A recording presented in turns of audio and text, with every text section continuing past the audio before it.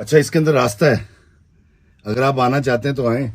ये देखें दोस्तों, मैं इस रास्ते के अंदर ऐसे बिखरी हुई लहरें, और वो लहरें ऐसा लगता है कि भाग के यहाँ तक आ जाएंगी। अगर हम दिखा सकते हो तो इस पहाड़ी को ज़रा गौर कीजिएगा, इसको काटा गया दरमियान में से, और ये आज से 3000-4000 साल पहले ही काटा गया था मलका बिल्किस और उसके बाप के कहने पर, ताकि पानी के लिए यहाँ पर झील बनाई जा सके।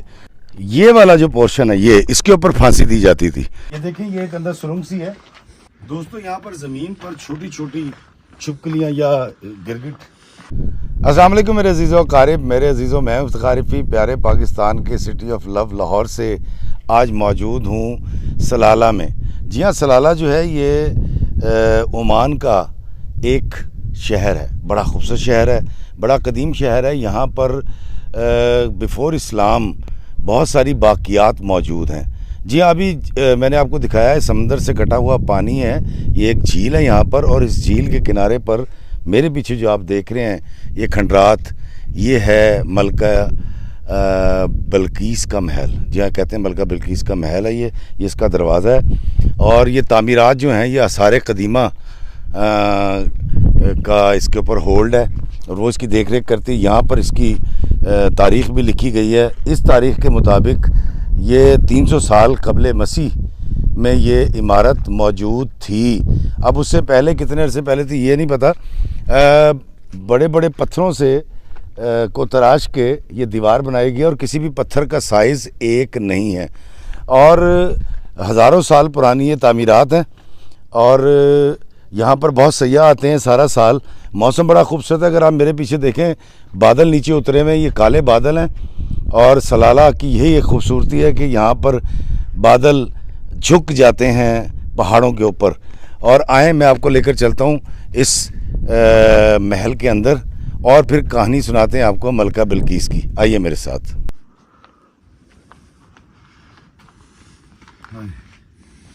दोस्तों, यहाँ पर ज़मीन पर छोटी छोटी छिपकलियाँ या गिरगिट के बच्चे हैं, और उनसे बड़ा बच के चलना पड़ेगा क्योंकि ये बहुत पुरानी तहजीब है।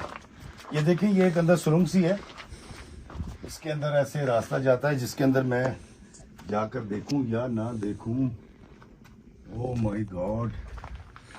अच्छा, इसके अंदर रास्ता है, अगर आप आना चाहते हैं तो आए। ये देखें दोस्तों, मैं इस रास्ते के अंदर ऐसे जा सकता हूँ। बड़ा खौफनाक सा रास्ता है जी ये, और ये यहाँ पर निकल आता है, और ये हम आ जाते हैं महल से बाहर। तो हम कह सकते हैं कि जो यहाँ पर वो हुआ करते थे हरकारे या हिफाजत पर जो मामूर दस्ते हुआ करते थे, ये उनकी एग्ज़िट और एंट्री के खुफिया रास्ते थे।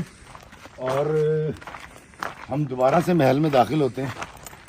ये बड़ा कदीम है, और आप देखें ये पत्थरों के साइज़ एक नहीं है। एक पत्थर इतना बड़ा है, एक छोटा है, एक उससे छोटा, लेकिन इसके बीच में ये जो छोटी छोटी पत्थरों की ठिबरियाँ रखी गई हैं, ये इसको बैलेंस करती हैं। तो यहाँ से पता चलता है ये बड़ी पुरानी तहजीब है जो हज़ारों साल पुरानी है। और ये मलका बिल्किस के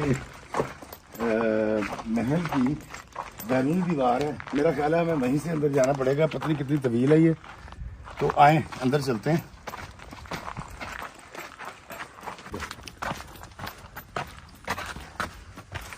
oh my God, oh my God, यहाँ पर बड़ा खौफनाक सा रास्ता है जी।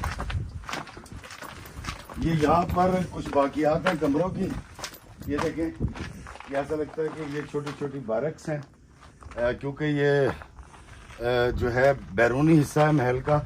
यहाँ पर यकीनन जो आर्मी के लोग उस वक्त की फ़ौज के होते होंगे। इस तरफ भी देखें, ये देखें, ये छोटी छोटी दीवारें घर हैं, और ये एक नक्शे की मदद से इस सारे इलाके को डिफ़ाइन किया गया है। और मैं आपको इसका मेन जो दालान था जहाँ पर मलका का दरबार लगा करता था, मैं वो आपको दिखाता हूँ जी। ये वाली जगह है जी।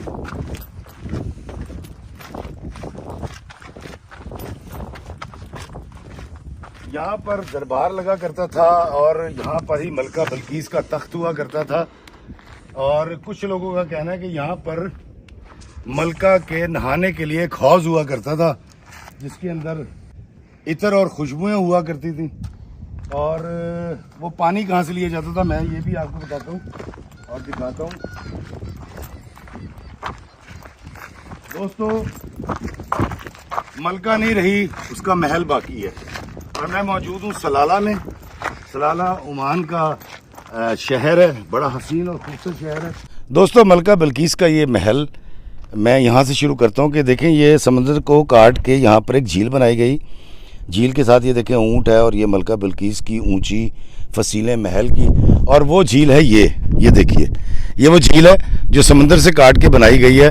और अगर आप कहीं दूर, बहुत दूर, वो देखें दूर समंदर की लहरें और वो सामने पड़ी हुई कश्ती। जी हाँ, 2 कश्तियाँ हैं, ये बहुत पुरानी है, हज़ारों साल पुरानी है। मैं कोशिश करूँगा इन कश्तियों को वहाँ जाके मैं आपको दिखा सकूँ। ये वही कश्तियाँ जिनको यहाँ भी दिखाया गया है तस्वीर में। लेकिन आप चलते हैं मलका बिल्किस के महल के इस तरफ से अंदर आते हैं। ये मेन एंट्रेंस थी मलका की। जब वो यहाँ से दरबार से निकलती थी तो यहाँ नज़ारा किया करती थी। और फिर जब यहाँ पर आते हैं तो इस झील से पानी लिया जाता था और फिर यहाँ पर एक बहुत बड़ा हौज़ हुआ करता था जिसमें मलका बिल्किस नहाया करती थी और उसमें खुशबुएं और इत्र डाला करते थे। अर्के गुलाब का इस्तेमाल होता था। और ये जो आप देख रहे हैं ये बर्तन या जो इस्तेमाल की चीज़ें थी, ये पिलर था या ये एक बड़ी वो जो है स्लैब है और ये पहिया है शायद उस दौर का। और अगर हम आगे आते हैं तो ये देखें, ऐसा लगता है कि ये जिस तरह चक्की का पार्ट हो। ये देखिए, इसके बीच में से गंदम डालते थे और साइड पे इसके डंडा होता था, इसको घुमाते थे। मेरा ख्याल है इसको इधर अगर देखें दोस्तों, वो जो आप सामने देख रहे हैं वो बेसन है। जी हाँ, जिसमें मुंह धोया जाता है और पानी इस्तेमाल किया जाता है। और उसके साथ ये जो है ये है जी मोटर उस दौर की क्या थी मुझे नहीं पता। फिर ये हैंड मिल 4 नंबर पे, ये देखें ये चक्की जिस तरह मैंने आपको बताया कि इससे आटा पीसा जाता था और इसी तरह इस्तेमाल की उस वक्त की हज़ारों साल पुरानी यहाँ चीज़ें। और जब आप इस तरफ आते हैं तो ये सामने जो खंडरात बाकी हैं ये सारा दालान था और यहाँ मलका का दरबार सजा करता था और वो इस दरबार में बैठती थी और फैसले सुनाया करती थी। और अगर इस तरफ आएँ तो ये इसके बारे में कहा जाता है कि ये हौज़ था मलका का, जहाँ वहाँ से पानी लेकर उसको रिफ़ाइन किया जाता था और उसके अंदर इत्र और गुलाब डाला जाता था और मलका यहाँ पर नहाया करती थी। और वो पीछे इस दीवार के पीछे जो हैं हरकारों के और फ़ौज के कमरे हुआ करते थे जो हिफाजत पे मामूर थे। ये है जी, ये आ गया जी रेजिडेंशियल एरिया। जी हाँ, जो उसका रिहाइश का इलाका था वो ये था। और अब अगर इस तरफ आ जाएं तो मैं आपको बताता हूँ कि यहाँ पर मलका के सोने का कमरा हुआ करता था और उसकी बाकियात अभी हैं। ये वाला जो पोर्शन है ये मलका के सोने का कमरा था और उसके पीछे 3 दीवारें हिफाजती और फिर इस महल की फसील हुआ करती थी। और इसके अंदर खुफिया रास्ते भी हुआ करते थे जो नीचे से जाते थे और यहाँ से नीचे से उस तरफ भी निकल जाया करते थे और इस तरफ भी, जो हमले की सूरत में इस्तेमाल किए जाते थे। मैं आपको दिखाता हूँ यहाँ पर फांसी घाट कहाँ था। मेरे साथ आइए, मैं आपको बताता हूँ कि दोस्तों ये वाला जो पोर्शन है ये इसके ऊपर फांसी दी जाती थी और इसके ऊपर एक और मंजिल थी जिसके ऊपर एक फांसी घाट था। और फांसी घाट के ऊपर ऊंचाई के ऊपर इसलिए फांसी दी जाती थी ताकि शहरदार आएँ, जमा हों और देखें कि बागियों को या मलका बिल्किस के जो मुखालिफिन हैं उनको फांसी कैसे होती है। और थोड़ा सा और आगे आते हैं, यहाँ से ये देखें सीढ़ियाँ बाकी हैं अभी, वो देखें सीढ़ियाँ, यहाँ से महल के ऊपर जाने के लिए सीढ़ियाँ हुआ करती थी, स्टेप्स अभी बाकी हैं क्योंकि ये ढह चुका है। तो अब ये कितने मंजिला था, 2 मंजिला था, 3 मंजिला था, ये तो कोई नहीं कह सकता, लेकिन ये सीढ़ियाँ थी। और मलका का जब दिल करता था चारों अतराफ़ का नज़ारा करने का, वो ऊपर जाया करती थी। या जब हमला हुआ करता था तो फसील के ऊपर जो मौजूद होते थे फ़ौजी वो मुकाबला करते थे, तीर चलाया करते थे, मुखालिफिन को रोका करते थे और फिर मलका इसके ऊपर चढ़ के चारों तरफ से ना सिर्फ नज़ारा करती थी बल्कि स्ट्रेटजी भी बताती थी जंग की। अगर हम थोड़ा सा आगे आएँ, ये बड़ा खौफनाक सा मंजर है, आप देख रहे होंगे, ये देखिए, महल से मुतल्लिका लोग थे, लौंडियाँ थी, बांदियाँ थी, उनके घर थे। और ये आगे आ जाइए, ये देखिए, ये बड़ा खौफनाक और अजीब सा है। यहाँ पर सिर्फ एक वाहिद मैं सैयाह हूँ, क्योंकि ख़रीफ का सीज़न एंड होने वाला है और अब यहाँ लोग नहीं आते। ये जो जगह है, इसके ऊपर एक बहुत बड़ा पाइप हुआ करता था जो पत्थरों से ही बनाया गया था, जिसके ऊपर बहुत ऊपर करके मलका बिल्किस का झंडा था, जिसके बारे में कहते हैं उसके अंदर 4 रंग थे, जिसमें काला था, लाल था, नीला था और येलो कलर का था। अब वो झंडा भी नहीं रहा, मलका भी नहीं रही। ये उसकी बाकियात हैं। इन तमाम नज़ारों को देखने के बाद जो मेरे जहन में समझ आती है बात, वो ये है कि मलका बिल्किस नहीं है, उसका महल बाकी है। बंदा नहीं रहंदा, शैवा रह जांदियां ने। आज यहाँ कोई दावेदार नहीं है जो ये कह सके कि ये मलका बिल्किस के ख़ानदान से है, और ये मेरा दावा है इस महल के ऊपर, कोई नहीं कह सकता। एक और सीढ़ियाँ मैं आपको दिखाता हूँ, ये देखिए, वो सामने, ये भी स्टेप्स हैं उस दौर के, ज़रा क्लोज करके दिखाइएगा। ये सामने स्टेप्स हैं, ये ऊपर जाते हैं। इसके बारे में कहा जाता है कि यहाँ से मलका साहिबा ऊपर जाती थी, और इस तरफ जो मैं ऊपर चढ़ के आपको दिखाता हूँ कि रियाया खड़ी होती थी और मलका यहाँ से खिताब भी फरमाया करती थी। आइए मेरे साथ, मैं आपको इस तरफ लेके चलता हूँ। ये सारी बाक़ियात आज यहाँ पर सलाला में, ओमान में मौजूद हैं। और ये मैं इसके महल के बिल्कुल ऊपर वाले टॉप पर आ गया हूँ। और जब हम नीचे झांकें तो ये देखिए, ये रियाया के खड़े होने की और फ़ौज को ख़िताब करने के लिए ये जगह हुआ करती थी। और इस इलाके के बारे में बताता हूँ आपको, अगर यहाँ खड़े होकर आप ऊंचा बोलेंगे तो वो आवाज़ काफ़ी दूर तक सुनाई देती है। यहाँ से अगर आप ऊंची आवाज़ में बात करें तो इसको जब ऊपर से देखें तो ज़रा दिखाइएगा जी, महल की बाक़ियात इस तरह से बची हैं और कोई बादशाह नहीं रहा, कोई मलका नहीं रही। और मैं आपको बताता हूँ, ये महल उस मलका का था जो कुफ्र किया करती थी, जो शिर्क किया करती थी और अल्लाह ताला के मुकाबले में आग की पूजा किया करती थी। यहाँ से दूर अगर देखें, ज़रा दिखाइएगा, वो समंदर की बिखरी हुई लहरें, और वो लहरें ऐसा लगता है कि भाग के यहाँ तक आ जाएंगी। अगर हम दिखा सकते हो तो इस पहाड़ी को ज़रा गौर कीजिएगा, इसको काटा गया दरमियान में से, और ये आज से 3000 से 4000 साल पहले ही काटा गया था मलका बिल्किस और उसके बाप के कहने पर, ताकि पानी के लिए यहाँ पर झील बनाई जा सके। तो ये चारों तरफ का भी नज़ारा आप देख सकते हैं, ज़रा दिखाइएगा। ये चारों तरफ नज़ारा है जी, ये सलाला की पहाड़ियाँ और उसके ऊपर झुके हुए काले बादल, और हवा के अंदर दूर उड़ता हुआ एक शख्स पैराशूट के साथ, वो एक स्कूटर सा बांध के इंजन के साथ उड़ रहा है यहाँ पे। तो ये है मलका बिल्किस का महल। और दोस्तों, अब मैं सुनाता हूँ आपको मलका बिल्किस की कहानी। मलका बिल्किस कौन थी और वो कैसे जो है वो शिर्क किया करती थी, और फिर उसका अंजाम क्या हुआ। और इसी कहानी से जुड़े हुए हैं हज़रत सुलेमान अलैहिस्सलाम। वो क्या किस्सा था, आए मैं आपको सुनाता हूँ। दोस्तों, आज से हज़ारों साल पहले अरब के एक मुल्क यमन के मुज़ाफ़ात में एक शहर आबाद था जिसे वादी सबा कहते थे। यही कौम सबा कहलाती थी। यह इलाका नेमतों और बरकतों से नवाजा गया था। हर तरह के फल, अजनास और लहलहाती फसलें मौजूद थीं, मगर ये कौम शिर्क किया करती थी और सूरज की पूजा किया करती थी। शिराजिल मालिक यहाँ का बादशाह था। जब शिराजिल मालिक मरा तो उसकी जवां साला खूबसूरत हसीन और जमील बेटी बिल्किस को तख्त पर बिठा दिया गया। कहा जाता है कि बिल्किस के माँ बाप में से एक जिन्नात में से था, मगर इसकी कोई दलील मौजूद नहीं। मलका बिल्किस नहायत ज़हीन फतीन औरत थी जिसने यमन पर 900 साल हुकूमत की। सलाला भी कभी यमन का हिस्सा हुआ करता था, जहाँ पर आज बिल्किस के महल की बाक़ियात मौजूद हैं। कौम सबा बेहतरीन ताजिर थे, समंदर के रास्ते दुनिया भर में तिजारत किया करते थे और खूब पैसा कमाते थे। ये वो दौर था जब खित्ता ज़मीन के एक बहुत बड़े हिस्से पर हज़रत सुलेमान अलैहिस्सलाम की हुकूमत थी। सुलेमान इब्ने दाऊद की सल्तनत का दारुल खिलाफा यरूशलेम था। आपको हवा, जिन्नात, चरिंद परिंद और जानवरों पर अल्लाह ने हुक्मरानी अता की थी। एक दफ़ा का जिक्र है कि दरबार सजा हुआ था। जिन्नात, चरिंद परिंद सब मौजूद थे, मगर हुदहुद गायब था।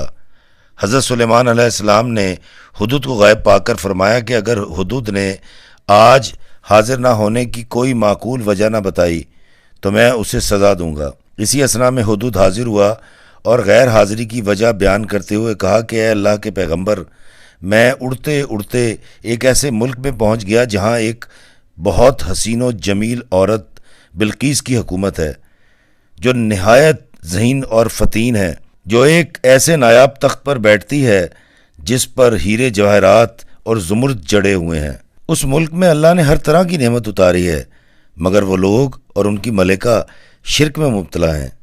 हज़रत सुलेमान अलैहिस्सलाम ने जब ये बात सुनी तो एक ख़त मलका बिल्कीस के नाम लिखा और हुदूद से कहा कि ये ख़त मलका बिल्कीस की गोद में जाके गिराओ और सुनो कि वो क्या कहती है। हुदूद वो ख़त लेकर गया और उसने ऐसा ही किया। मलका ने जब ख़त पढ़ा तो उस पर लिखा था, शुरू अल्लाह के नाम से जो बड़ा मेहरबान और नहायत रहम करने वाला है। ये इज्जत वाला ख़त सुलेमान बिन दाऊद की जानिब से मलका सबा बिल्कीस की तरफ है। जो हिदायत की पैरवी करे उसके लिए सलामती है। मुझ पर गलबा की ख्वाहिश ना करो, मेरे मुकाबले में सरकशी इख्तियार ना करो, बल्कि फरमा बरदार और मती होकर मेरे पास आ जाओ। दावत इस्लाम पढ़कर मलका बिल्कीस के हवारी शदीद तैश में आ गए। इस खत को वो अपनी तौहीन करार देते थे और जंग पर आमादा हुए, मगर बिल्कीस समझदार औरत थी। उसने एक तरकीब सोची और अपने हवारियों से कहा कि मैं एक तोहफा किंग सलमान की तरफ भेजती हूँ। अगर उसने कबूल कर लिया तो वो सिर्फ़ और सिर्फ एक बादशाह है, हम उससे जंग करेंगे, और अगर ना कबूल किया तो वो बादशाह होने के साथ साथ अल्लाह का पैगंबर भी है, हम उसकी पैरवी करेंगे। तो दोस्तों, हुदूद ये सारा वाक़या सुन रहा था। उसने सारी बात हज़रत सुलेमान अलैहिस्सलाम को जा सुनाई। हज़रत ने जिन्नात को हुक्म दिया कि महल में हर तरफ सोने और जवाहरात की चीज़ें रख दो, हत्ता कि शहर के दाखिली रास्ते की तमाम ईंटें सोने की कर दो। तमाम वज़रा आला तरीन लिबास पहने और तमाम वज़रा की कुर्सियाँ भी सोने की बना दो। जिन्नात ने ऐसा ही किया। जब मलका बिल्कीस के सफ़ीर चंद सोने की ईंटें, चंद हीरे, चंद कनीज़ें और ग़ुलाम लेकर शहर में दाखिल हुए तो शिशदर रह गए। उनकी आंखें फटी की फटी रह गईं, क्योंकि जितना सोना वो लाए थे उससे ज़्यादा सोना तो शहर के दाखिली रास्ते पर लगा हुआ था। हज़रत सुलेमान अलैहिस्सलाम की बारगाह में हाजिर हुए तो सख्त परेशान थे। हज़रत सुलेमान अलैहिस्सलाम ने मलका बिल्कीस के तोहफे लौटा दिए और सफ़ीरों के हाथ पैगाम भेजा कि अब एक सख्त और दर्दनाक जंग के लिए तैयार हो जाओ। सफ़ीर वादी सबा पहुँचे और मलका बिल्कीस को सुलेमान अलैहिस्सलाम का पैगाम सुनाया। मलका बिल्कीस ने हज़रत की इताअत कबूल करने का इरादा किया और दरबार सलमान में हाज़िरी के लिए निकल पड़ी। मलका बिल्कीस की आमद की खबर जब हज़रत सुलेमान अलैहिस्सलाम तक पहुंची और ये पता चला कि मलका ताइब होना चाहती है और शिरक छोड़कर ईमान लाने के इरादे से आ रही है, तो हज़रत सुलेमान अलैहिस्सलाम ने मलका बिल्कीस की इज़्ज़त अफजाई के लिए दरबारियों से पूछा, तुम में से कौन है जो मलका के यहाँ पहुँचने से पहले उसका तख्त मलका के महल से उठाकर यहाँ ले आए? तो एक जिन जो कि देव था, उसने अर्ज़ की कि अल्लाह के पैगंबर, मैं आज आपके दरबार की कार्रवाई बर्खास्त होने से पहले वो तख्त ला सकता हूँ। मगर एक और अल्लाह का बंदा खड़ा हुआ और अर्ज़ की कि अल्लाह के नबी, मैं पलक झपकने से पहले वो तख्त यहाँ ला सकता हूँ। और फिर हुआ भी यही। हज़रत सुलेमान अलैहिस्सलाम ने पलक झपकी और मलका बिल्कीस का तख्त हज़रत सुलेमान अलैहिस्सलाम के महल में आ गया। फिर जब मलका बिल्कीस दरबार सलमान में हाजिर हुई और अपने तख्त को सामने रखा पाया तो बोल उठी, मैं एतराफ़ करती हूँ कि आप अल्लाह के नबी हैं, मैं आपकी फरमा बरदारी कबूल करती हूँ। और फिर यूँ मलका बिल्कीस शिरक का रास्ता छोड़कर अल्लाह के रास्ते पे आ गई। दोस्तों, इससे आगे की कहानी उस वक्त सुनाऊँगा कि अगर ज़िंदगी में कभी मुझे यरूशलेम जाने का मौका मिला। दोस्तों, लिखा हुआ है टेम्पल। जी हाँ, ये वो टेम्पल यानी वो मंदिर या इबादत गाह थी। इसकी सीढ़ियाँ ये देखें, मैं यहाँ पर आ गया हूँ। और कहा यह जाता है कि जो मलका बिल्कीस आग की जो पूजा करती थी या जिन बुतों की पूजा करती थी, वो ये वाली जगह थी।